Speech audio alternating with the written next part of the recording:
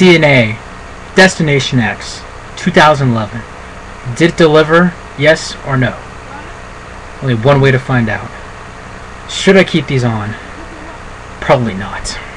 Yeah. So, anyway, TNA has its pay-per-view, Destination X, tonight. Overall, I thought it was a very good pay-per-view. Now, I think a lot of people, myself included, watching this pay-per-view saying, hey, this is going to be, had really huge high expectations for it. And I'm kind of tiny bit, and I'm going to sound spoiled saying this, tiny bit disappointed, but still an overall good show. I thought maybe a little bit more high-flying moves, whatever. I guess you could say I'm a spot monkey, guy, whatever, but, I was expecting, more, also. And, real quick, before I even say the pay-per-view, I found this book earlier. It's a great book. It's an old book, has, like, Goldberg's in it, but that's The Rock, Mankind, Undertaker, there's Goldberg, Big Show, Triple H, Stone Cold, Bret Hart, and Jericho. So yeah, anyway, but that was interesting. Found that out last night. So, pay-per-view overall. Show kicked off. Samoa Joe versus Kazarian. First off, I don't know, this is a crazy video. I want to give a shout out to the MT Omar reviews. The link will down in the description box. They do reviews of, TNA, WWE, whatever. Good. They make good videos. So yeah. First off, the show kicked off. Kazarian versus Samoa Joe. Good match. Good opening match. We saw the 6-sided ring. But it was a good match. A good opening match. Joe actually really controlled most of the match. Believe it or not, he actually did a pretty good job controlling most of it. And I thought to myself, Samoa Joe's losing streak's gonna end. No, because like 2 minutes later, Kazarian's doing all these high flying moves on Joe. And then rolls up Joe. 1, 2, 3. Your winner, Kazarian. So yeah, Kazarian ends up winning. It was a good match. My guess with Joe, what they're doing here is, I guess, make him lose a bunch of matches over and over again until he finally wins like a really big, huge match. But I noticed they should only, most people when they do that, it's when a guy is just entering to a company, a new guy or a rookie. Not Samoa Joe, who's been there since freaking 2005. Then we have Douglas Williams having his open challenge. Before the match even happened, actually, we had a little segment. Chris Young. Not Chris Young. God damn it.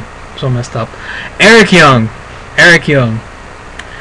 Came out, whatever. He's backstage looking for a tag team partner. I'll come short. He asks Suicide. He asks, all the other X Division guys. And then, guess who bumps into him? Shark Boy! Shelley, yeah! Bumps into Shark Boy. Shark Boy's like, yeah, I'll be your partner for later tonight.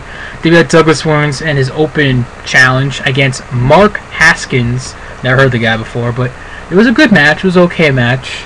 Not too bad. Douglas Williams ends up picking up the victory, so maybe we'll see Mark Haskins in the future. Who knows?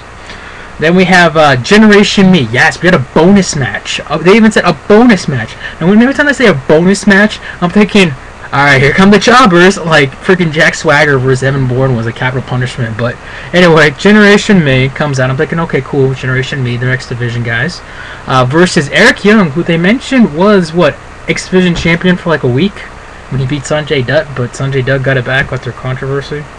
And he teamed up with Shark Boy. The match itself was alright. Wasn't too bad. It was okay. It was good. It was alright. Eric Young, Shark Boy, they do this kind of like tag team, type of finishing move, and then Eric Young hits his finisher. 1, 2, 3. Your winners, Eric Young and Shark Boy. Then we have Alex Shelley versus Robbie E versus Amazing Red versus Shane Moore in Ultimate X matches. I love Ultimate X matches. They're always good, in my opinion. This was pretty good. I want to say the best Ultimate X match, but still good. I enjoyed it. There was at one point, I believe, who was climbing? I think it was Alex Shelley. Yeah, Alex Shelley. I think he was about to climb up on the railing, whatever. Cookie, yeah, Cookie was at ringside, holding his leg. So Shannon Moore was getting up there, and then well, Shannon Moore and Amazing Red were both trying to get up there. They both fall off.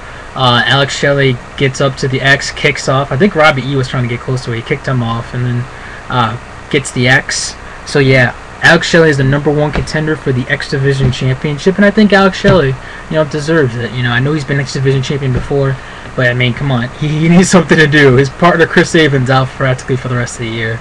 And speaking of Chris Sabin, he celebrated him after the victory. So yeah, that was pretty cool. Congrats to Alex Shelley. Then we had RVD, Rob Van Dam, versus Jerry Lynn. They did mention about the whole part that all these guys used to be a rivalry back in ECW, blah blah blah. I'll give them credit for guys that have been around for a while, for a long time. These guys put on a pretty good show. I enjoyed it. I think Jerry Lynn did a good job, and I think Rob Van Dam did a good job. Rob Van Dam, the whole effing show. It's the, I believe, did he hit the 5-star frog splash? I think he hit the 5-star frog splash. He did hit that or the freaking moonsault. I forget what it was. But, anyway, Rob Van Dam does pick up the victory and beats Jerry Lynn. So, I'm pretty sure, and they did mention, remember guys, this was supposed to happen at Hardcore Justice last year, but Jerry Lynn was hurt or something, blah blah blah, and then they're like, well, let's put Sabu! Yeah. Then we had Austin Aries versus Jack Evans versus Low Key versus Zema Ion in the Fatal 4-Way to determine the winner of the TNA contract.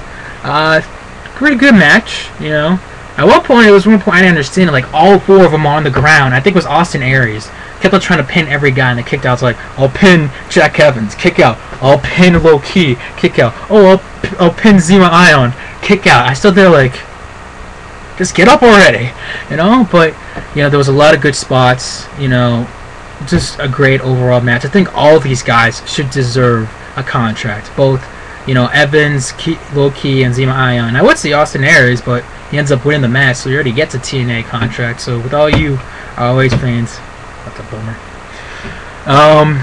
ROH spots. No, they're gonna come after me now. Watch. But anyway, and also I thought he actually put up before the match even happened. He actually cut a pretty good promo backstage. I thought, with the I'm not the huge spot monkey. I'm not the guy that all you internet fans, all you guys are watching on the stream, paying for it. Watch me for what I do. I thought that was a good promo. I was like, whoa, not bad. And I was impressed. So, very good match. Congratulations to Austin Aries, and hopefully Low Key, Zema Ion, Jack Evans will both get TNA contracts. So then we have the X Division Championship match between Abyss versus Brian Kendrick. Now I walked into here thinking, God, freaking Abyss is gonna bury Brian Kendrick. Watch. Match was actually not too bad. At first it did start off a little bit slow.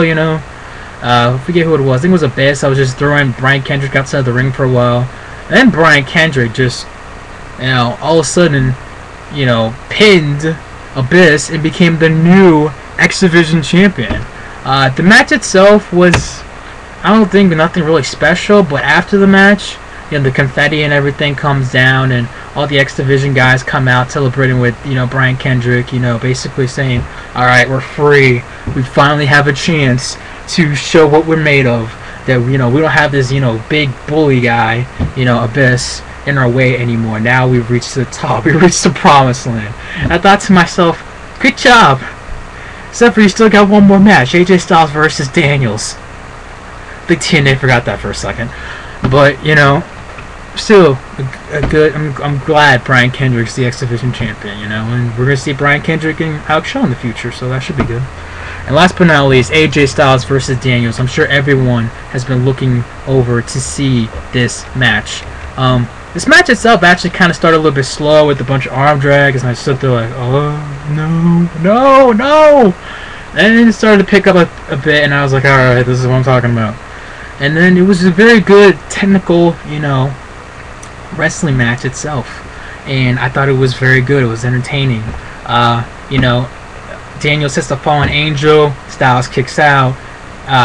Daniels tries to go for it off the turnbuckle.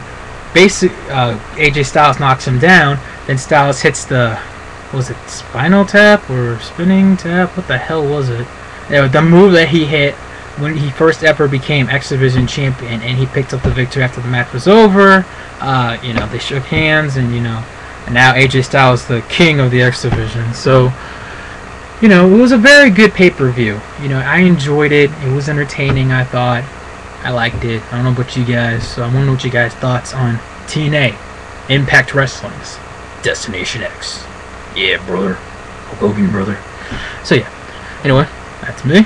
Catch you guys later. Peace. Damn, Alex Rodriguez is out 4 to 6 weeks.